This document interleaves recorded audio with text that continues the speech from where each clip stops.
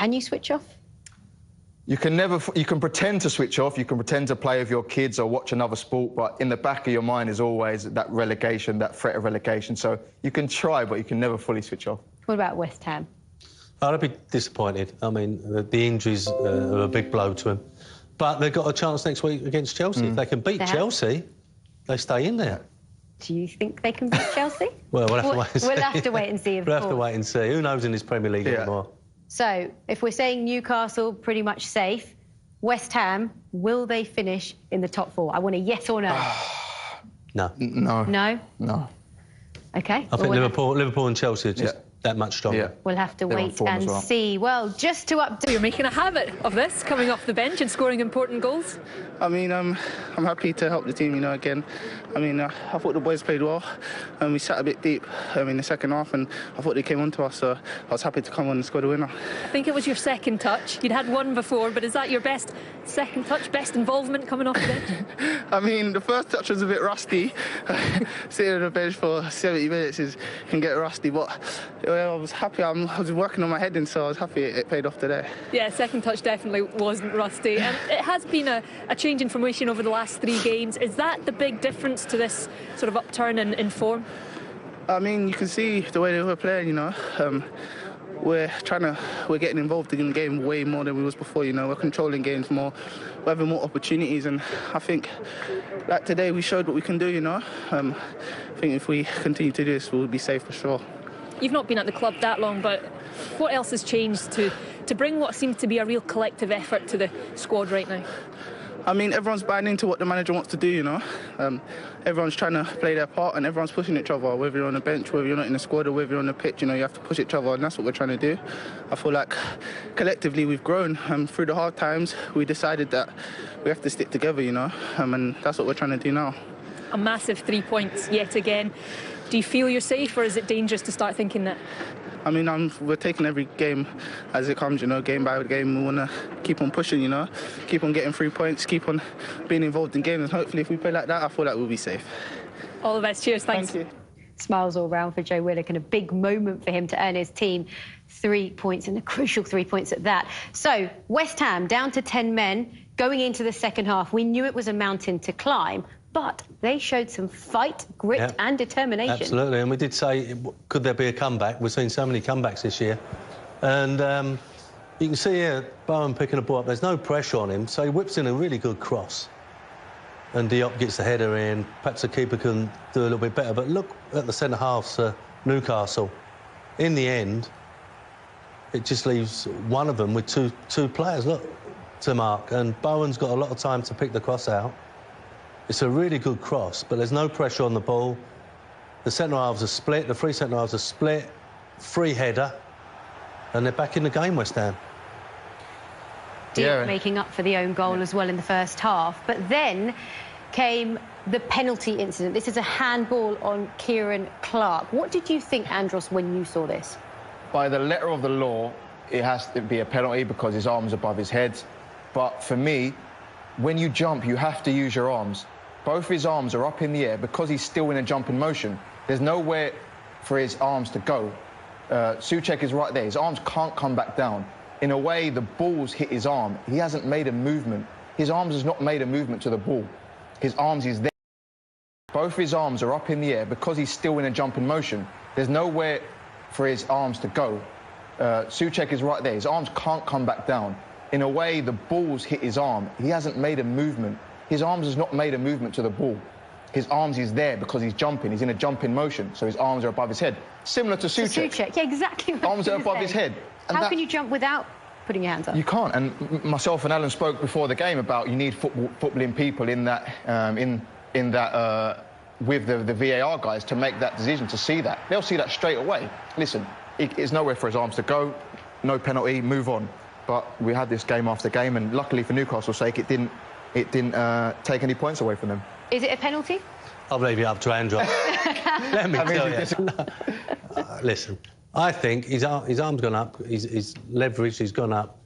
If he hadn't have done that, then Souček might have got the first touch. That's probably what VAR are thinking, that Souček could have got the first touch and the header could have been goal-bound. But, you know, we wait for these decisions every week now. As a player, sorry, I'm going to continue. As a player, there's no other way you can jump. You can't jump without your arms. You jump your arms up in the air.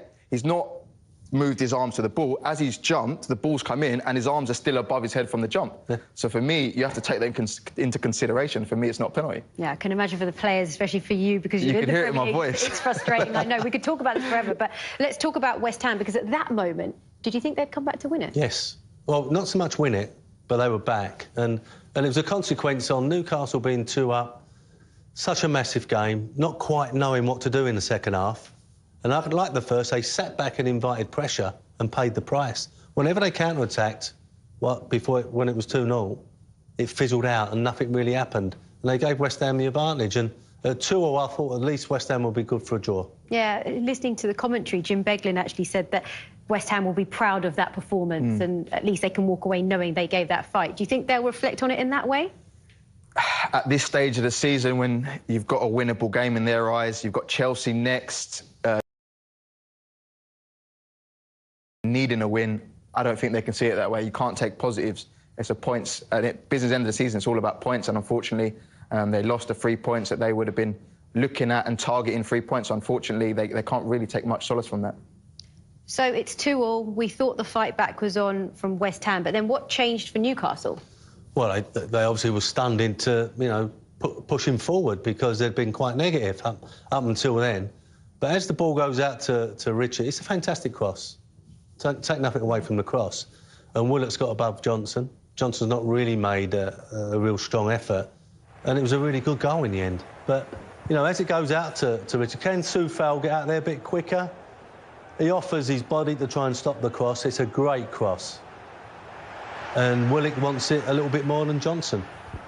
I think it's funny for me because obviously Matt Ritchie has the left wing back for the whole. Newcastle a couple of wins away from being in the top, like being 12th.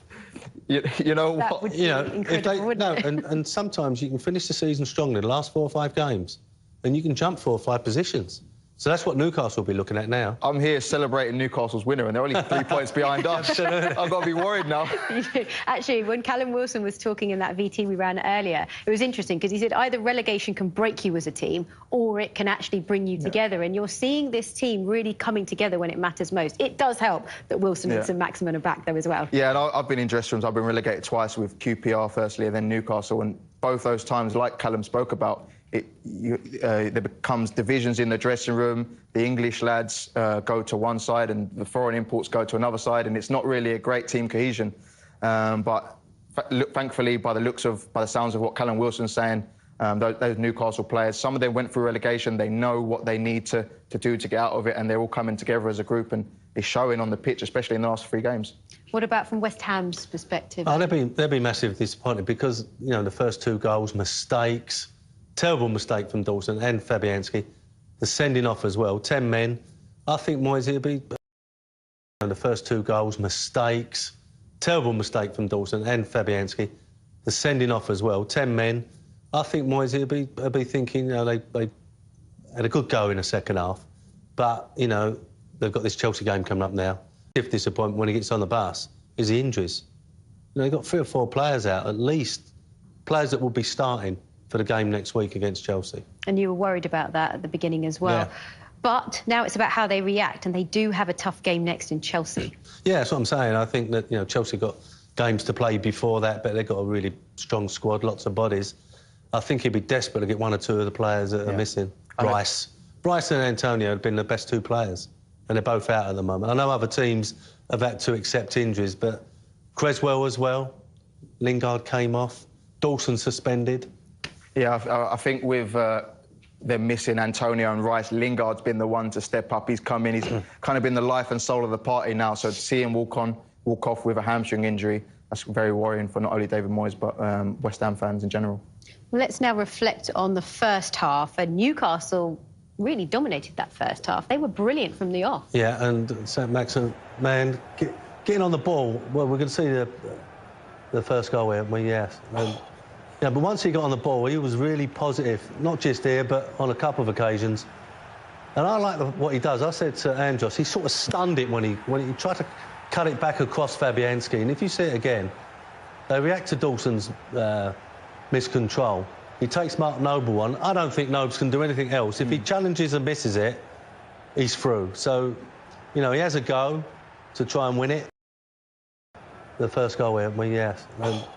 Yeah, but once he got on the ball, he was really positive, not just here, but on a couple of occasions. And I like what he does. I said to Andros, he sort of stunned it when he tried to cut it back across Fabianski. And if you see it again, they react to Dawson's miscontrol. He takes Mark Noble on. I don't think Nobles can do anything else. If he challenges and misses it, he's through. So, you know, he has a go to try and win it.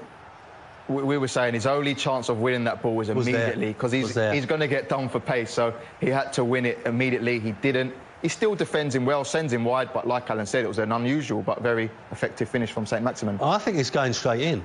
Yeah. I think Fabianski can't get there. That could be a straight red, to be fair. Yeah, it's unfortunate. He's, like I said before at half-time, it was an honest mistake, and he's tried to make up for the bad touch, and unfortunately it hasn't gone right for him on this occasion. And then, Alan, 5 minutes later. Yeah, I mean, when keepers make this mistake, there's nowhere to go, is there? And it falls fantastic for Joel Linton.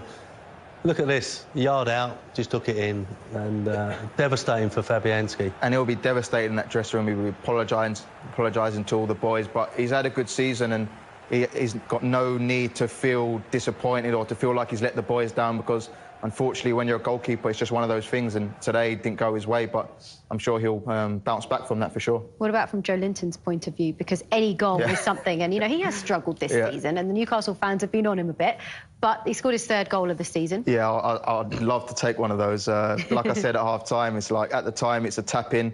Next week, it's just 3 goals of the season. In a few weeks' time, he would tell his friends that it was a goal of the season contender, because you just forget about it in a few weeks, don't you? It's another goal to the tally, and I'm sure that'll do him the world of good. He had a very good game in general, so hopefully now for the last 6 or 7 games, he can really kick on. And we've spoken a lot about David Moyes, but what about Steve Bruce? How's he feeling? He went through the ringer. Absolutely. I mean, leading 2-0, and Andros said, no, you're in the dressing room leading 2-0 against 10 men. You're trying to say to the players, oh, come on, let's go out there, let's keep it tight, and then bang, it all changes. And you could see at the end there when he just went, you know, everything happened in that second half. Yeah, well, let's talk about the first half, actually, because the game plan, we were talking about it, he set them up perfectly for it. Yeah, it was perfectly. He knew his side probably couldn't go toe-to-toe with this very good West Ham side. Set them up in 2 banks. You can see there how deep they are. It's only really Joe Linton and St Maximin ahead of the ball. Almiron's pressing high as well, but the rest of them are in their shape. And 9 times out of 10, Newcastle's attacks came from West Ham turning the ball over, forced from the press from Newcastle, and that was one of them. And they did that time and time again in the first half. Yeah, I like the way they showed them inside. They was very, very tight as a back 3, back 5, showing West Ham inside, and there was nowhere to go. You can see they're trying to thread a ball through to Bowen. It was very, very difficult. And once they won the ball back, they did have the pace to counter-attack. And I think it was perfect for this, the way that West Ham played, because they've got Lingard, they've got Bowen, they've got Fornells, they've got players who all like to get into that pocket. They're not players that like to run in behind. So you get a solid bank of 3, 5, and then the 2 holders in front of them. It's very hard for them to get space in those pockets. And West Ham, all game, they struggled to get their key players in the right positions. And to be fair, they broke so well, and perhaps the end product wasn't good enough, but they did look dangerous. Yeah, they did. Impressive because of what happened last weekend against Burnley, and now they backed it up points. Let's get an idea now of how the Newcastle boss is feeling. Here's Steve Bruce.